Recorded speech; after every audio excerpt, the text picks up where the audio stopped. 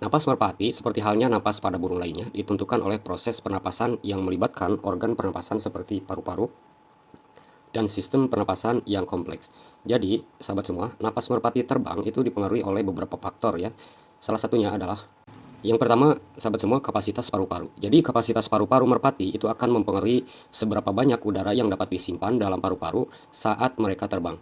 Semakin besar kapasitas paru-paru, semakin lama merpati dapat terbang tanpa perlu bernapas.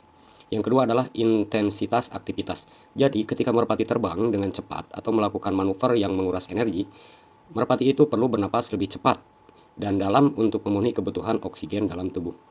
Oleh sebab itu, sahabat semua, paru-paru ini sangat penting sekali ya untuk kita rawat merpati ini agar lebih bagus lagi nanti di lapangan, tentunya dengan pelatihan-pelatihan yang maksimal oleh kita.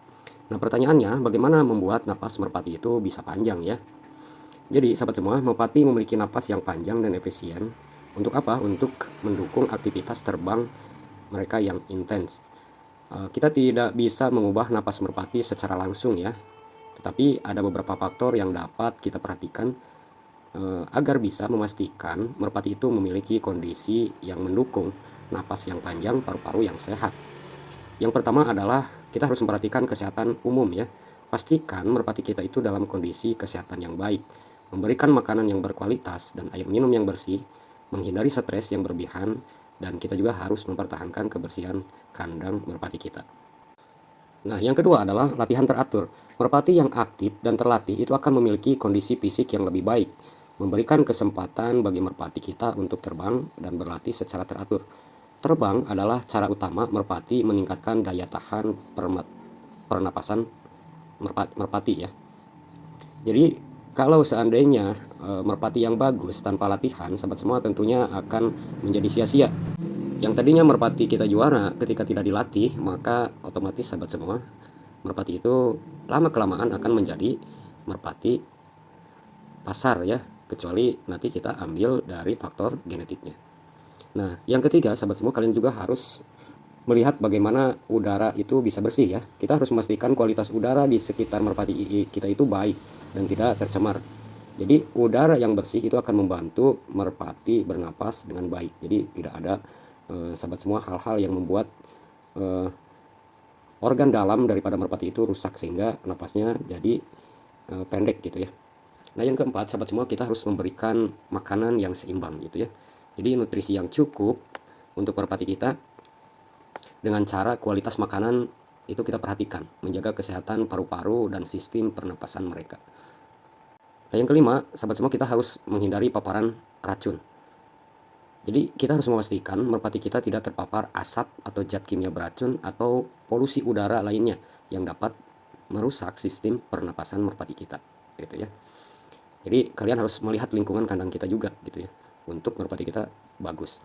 Yang keenam adalah perawatan kesehatan rutin. Kalian harus melakukan perawatan kesehatan rutin dengan cara kalian bisa berkonsultasi dengan para senior merpati ya, untuk memeriksa kesehatan merpati kita, mendeteksi masalah pernapasan sedini mungkin, gitu ya. Yang ketujuh, sahabat semua, kebersihan kandang yang harus kita perhatikan. Kita harus memastikan kandang merpati kita tetap bersih dan terhindar dari kelembaban yang berlebihan atau kekurangan sirkulasi udara. Itu sangat berbahaya kalau kandang kita lembab ya, berhubungan dengan pernapasan kita, gitu ya, berhubungan dengan pernapasan merpati yang kita ternakan. Nah, yang kedelapan, sahabat semua, adalah kita harus memperhatikan pemeliharaan yang baik. Kita harus menjaga suhu kandang merpati kita dalam kisaran yang nyaman dan harus menghindari perubahan suhu yang drastis gitu ya. Kalau kalian membeli merpati di udara yang panas, tentunya kan ketika kita beli di udara yang dingin, nah itu akan, sahabat semua, terjadi stres ya.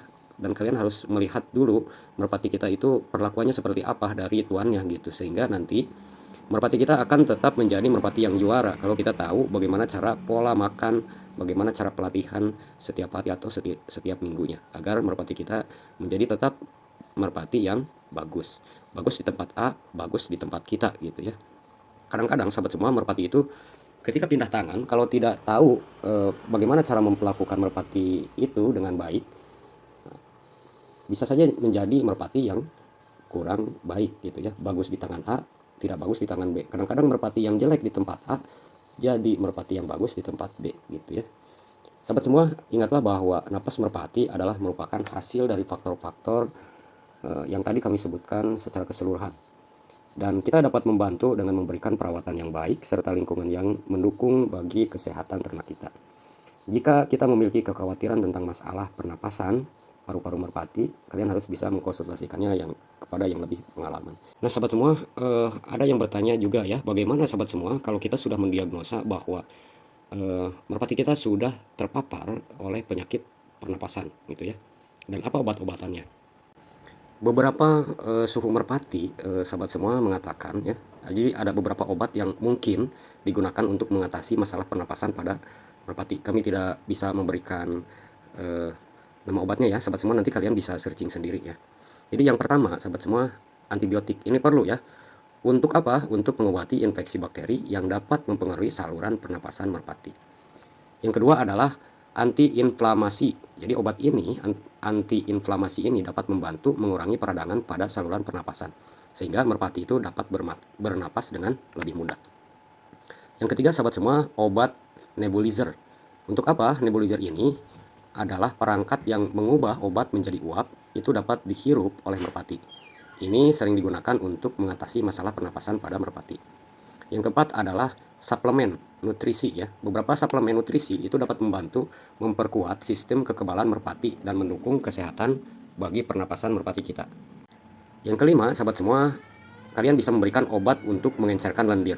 Jika merpati memiliki masalah dengan lendir yang tebal dan sulit untuk dikeluarkan, mungkin sahabat semua, para suhu atau dokter hewan itu akan meresepkan sebuah obat yang dapat membantu mengeluarkan lendir. Kalian searching aja sendiri ya, sahabat semua, obatnya. Nah, yang keenam adalah steroid. Dalam beberapa kasus, untuk steroid ini dapat digunakan untuk mengurangi peradangan pada saluran pernapasan. Sahabat semua, kita harus mengingat bahwa penggunaan obat-obatan pada merpati itu harus diawasi oleh dokter hewan juga ya, yang sudah berpengalaman. Kalian jangan mencoba memberikan obat-obatan selain daripada obat-obatan yang kalian tidak ketahui ya kepada merpati. Kalian harus mengkonsultasikan kepada tim medis ya, karena dosis dan jenis obat yang berbeda-beda itu dapat berbahaya juga bagi burung kita. Yang terbaik adalah segera mengkonsultasikan dengan yang sudah berpengalaman. Jika seandainya kita mencurigai nih ya, ada masalah pernapasan pada merpati kita, untuk mendapatkan perawatan yang tepat dan mendukung pemulihan kepada kesembuhan penyakit pernapasan.